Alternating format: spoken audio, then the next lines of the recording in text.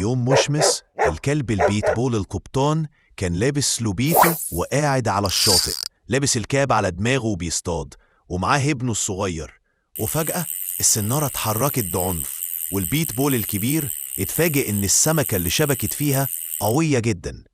بعد شوية شد وجذب قدر يطلعها، وكانت المفاجأة سمكة قرش صغيرة. بدل ما يرجعها للبحر أخدها على البيت وحطها في حمام السباحة اللي ورا الفيلا بتاعته.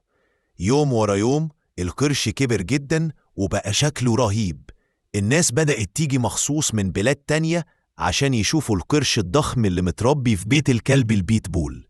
بقى مزار سياحي، والقرش بقى بيتصور مع الزوار وهو بيبتسم.